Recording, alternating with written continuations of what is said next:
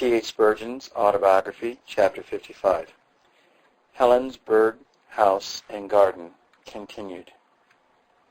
I took my little boys a few years ago to a churchyard, and we carried with us a piece of tape. I told them to measure some of the little graves, for I wanted them to learn practically how soon they might die. They found there were several which were shorter than they themselves were. There are many who are taken away before they are your age, my dear young friends. And why may not you be so taken? It is early with you, but it is not too early for death to be even now pointing his darts at you. CHS in Sermon to Senior Scholars at John Street Chapel, Belford Row, May 1st, 1867. We lived in the dear old house in Nightingale Lane for many happy years, and looking back upon them from this distance of time, I think they must have been the least shadowed by care and sorrow of all the years of our married life. We were both young and full of high spirits.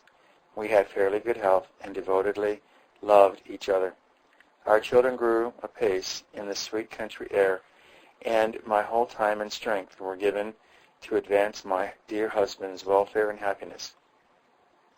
I deemed it my joy and privilege to be ever at his side, accompanying him on many of his preaching journeys, nursing him in his occasional illnesses, his delighted companion during his holiday trips, always watching over and tending him with the enthusiasm and sympathy which my great love for him inspired. I mention this not to suggest any sort of merit on my part, but simply that I may here record my heartfelt gratitude to God that, for a period of 10 blessed years, I was permitted to encircle him with all the comforting care and tender affection which it was in a wife's power to bestow. Afterwards, God ordered it otherwise. He saw fit to reverse our position to each other, and for a long, long season, suffering instead of service became my daily portion, and the care of comforting a sick wife fell upon my beloved. How lovingly he fulfilled so sorrowful a duty will be fully seen in future pages. I have already said what a great joy the garden was to us. At first, there was always something fresh and new to interest us, and when by degrees the novelty of its possession wore off, then we loved it all the better, because we knew more about it. Here my dear husband enjoyed not only rest and recreation for the body, but stimulus and quickening for the mind. Original illustrations for sermons, sidelights on texts, metaphors and parables, whereby the hearts of hearers might be moved or impressed. All these Mr. Spurgeon found ready to his hand in his old pleasaunce, which ungrudgingly laid its stores at his feet. It mattered not to him how commonplace was the figure which could supply a barb or a feather to the arrow which he designed to send straight home to the heart of a saint or a sinner. He did not disdain to employ the simplest incidents or similes to further the important purposes of illustration and instruction. He himself gave a notable incident of the working of his lifelong habit in one of the lectures to his students, where he says, "If you keep your eyes open, you will not see even a dog following his master, nor a mouse peeping up from his hole, nor will you hear even a gentle scratching behind the wainscot, without getting something to weave into your sermons, if your faculties are all on the alert. When you go home tonight and sit by your fireside, you ought not to be able to take up your domestic cat without finding that which will furnish you with an illustration. How soft are the pussy's pads, and yet, in a moment, if she is angered, how sharp will be her claws. How like to temptation, soft and gentle when it first cometh to us, but how deadly, how damnable the wounds it causes ere long. I recollect using, with very considerable effect, in a sermon in the tabernacle, an incident that occurred in my own garden. There was a dog which was in the habit of coming through the fence and scratching in my flower beds, to the manifest spoiling of the gardener's toil and temper. Walking in the garden one Saturday afternoon and preparing my sermon for the following day, I saw the four-footed creature, rather a scurvy specimen by and by, and having a walking stick in my hand, I threw it at him with all my might, at the same time giving him some good advice about going home. Now, what should my canine friend do but turn around, pick up the stick in his mouth, bring it, and lay it down at my feet, wagging his tail all the while in expectation of my thanks and kind words. Of course, you do not suppose that I kicked him or threw the stick at him any more. I felt quite ashamed of myself and told him that he was welcome to stay as long as he liked and to come as often as he pleased. There was an incident of the power of non-resistance, submission, patience, and trust in overcoming even righteous anger. I used that illustration in preaching the next day, and I did not feel that I had at all degraded myself by telling the story. If my memory does not play me false, there used to be a sundry crust, or even bones, secretly conveyed to that mongrel cur after this memorable encounter. Here, too, the young pastor could peaceably enjoy all the ordinary sights and sounds of an open space in the country. The song of birds was sweetest music to him, and the calamitous flowers gave him joy because they both revealed to him the love of the Father's heart. When I go into my garden, he once said, referring to this same old place of which I am writing, I have a choir around me in the trees. They do not wear surplices, for their song is not artificial and official. Some of them are clothed in glossy black, but they carol like little angels. They sing the sun up and wake me at break of day. They warble on till the last red ray of the sun has departed, and still singing out from bush and tree the praises of their God. And all the flowers, the primroses that are almost gone, convey to my heart deep meanings concerning God till the last one shuts his eye. And now, the minuet, and the wallflowers, and the lilac, and the gutter roses, and a host of sweet beauties are pouring out their incense of perfume, as if they said, Thank the God that made us, blessed be his name. The earth is full of all his goodness. On another occasion he wrote, On summer evenings, the queen of our little kingdom spreads a banquet in our great green saloon, which the vulgar call a lawn. It is opposite the parlor window, and our guests punctuously arrive and cheerfully partake, while their hostess rejoice to glaze upon them. Some of them are now so tamed that, when fresh provision is brought out to them, they take no more notice of the lady servantor than a child at a table toss of a servant who brings in a fresh joint. We do not allow a gun in our garden, feeling that we can afford to pay a few cherries for a great deal of music. And we have now quite a lordly party of thrushes, blackbirds, and starlings upon the lawn, with a parliament of sparrows, chaffinches, robins, and other minor prophets. Our summer house is occupied by a pair of blue martins, which chase our big cat out of the garden by dashing swiftly across his head one after the other till he is utterly bewildered and makes a bolt of it. He has no insignificant enemy, as the accompanying faithful likeness of him will prove. Yet again and again have I, too, seen him reduced to abject fear by the little creatures who were bravely defending their home.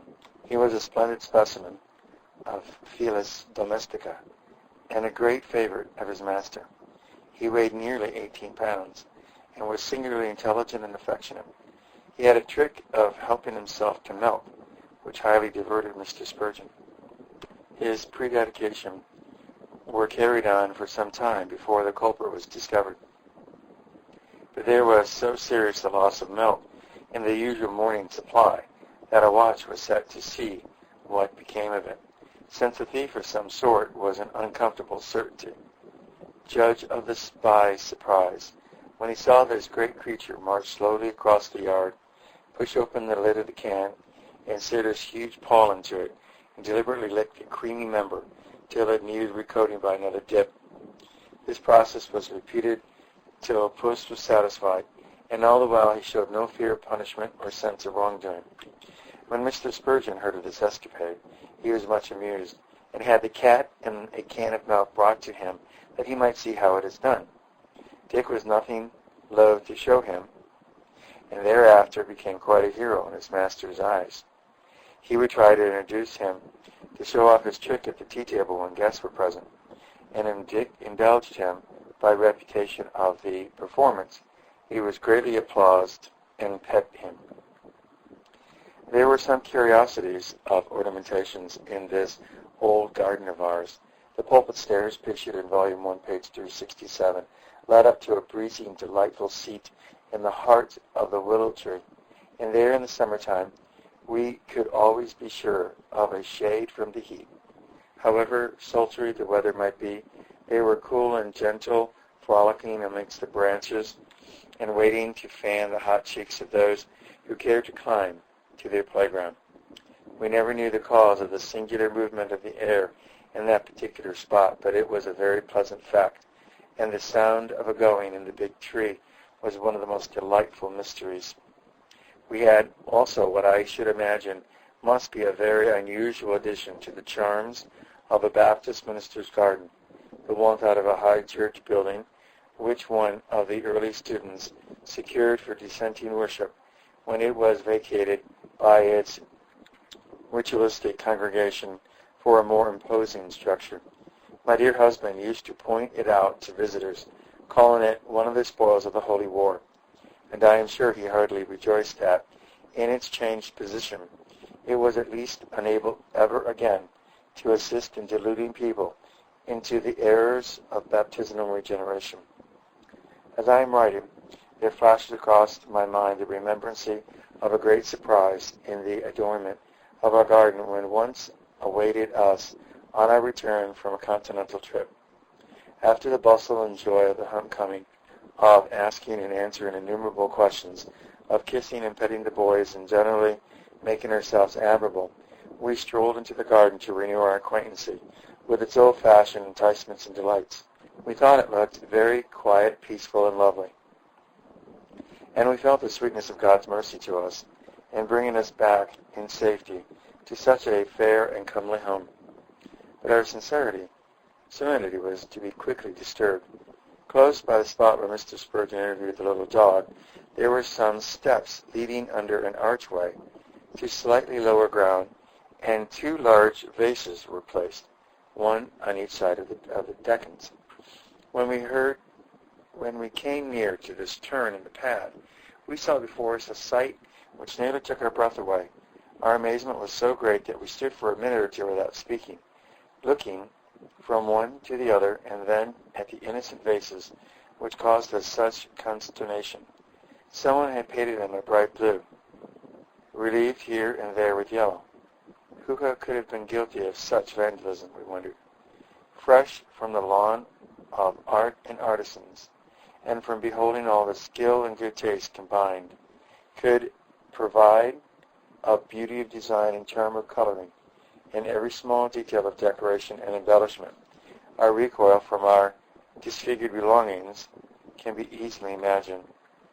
Passing round the garden, we found more stone or stucco work treated in the same way, the fonts included.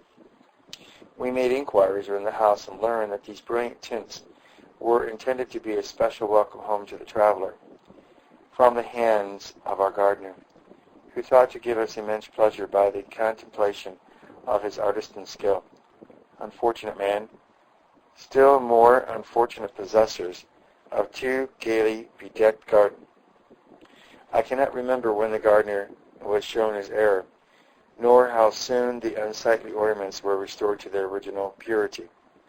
But I know that only dear Mr. Spurgeon could have successfully negotiated such a delicate piece of business as to secure them for a return to their former whiteness without, by a single word, hurting the feelings of the man would have had unwittingly wrought the mischief. Every Sunday morning, for a good many years, the quiet seclusion of our happy home was changed into a scene of rather noisy activity in consequence of the visits of the early students of the pastor's college, who came to spend an hour or two with their president. First, one young brother, then two, a little later three, and by and by quite a company of these good soldiers of Jesus Christ marched down to Nightingale Lane for a season of special drill under the direction of their loved and loving leader. They were the forerunners of successive generations of our own men, who were to be influenced throughout their whole lives by being brought into close personal contact with him, who was neither the last nor the least of the Puritans. The earliest record of our Lord's work in connection with the pastor's college, written in 1863 by Professor Ferguson, contained the following reference to these visits.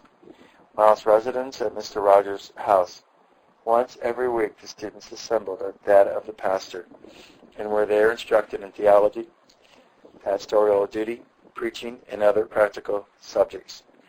Here was the nucleus of the present Monday and Friday classes, conducted by Mr. Spurgeon himself, in which his wide experience in church matters is presented to the young men and furnishes them with the most essential preparation for their future work. I may add that here also was the nucleus of those never-to-be-forgotten lectures to my students, which still continue to be of untold value in the equipment of Christian ministers of all denominations, and which are among the most precious monuments of the peerless President's consecrated genius, wit, and wisdom. As an appropriate ending to this chapter, I have inserted in facsimile the beautiful love song which my dear husband wrote at Hull during one of his many evangelistic journeys, and which reached me at Helensburgh House one happy morning in September 1865.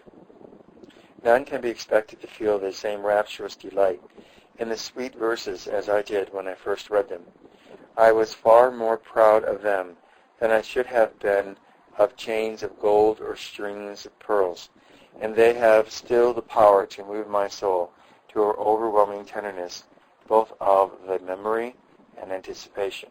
But they may at least touch a chord of sympathy in some loving heart and set in trembling with tones of long-forgotten music of bygone years. Married Love, to my wife, by C.H. Spurgeon. Over the space which parts us, my wife, I'll cast me a bridge of song. Him hearts shall meet, O joy of my life. O it arch unseen, but strong. As the river never forgets the sea, but lashes to the ocean's breast, my constant soul flows onward, and finds in thy love its rest. The swallows must plume their wings to greet new summers and lands afar, but dwelling at home will thee I meet, no winter my year to mar. Though he who chose us all worlds before must reign in our hearts alone, we fondly believe that we shall adore together before his throne. End of chapter 55, having been read by Peter John Parisi, also known as Brian Dean. None of my audios are copyrighted. Please feel free to make as many copies as you desire to the glory of God.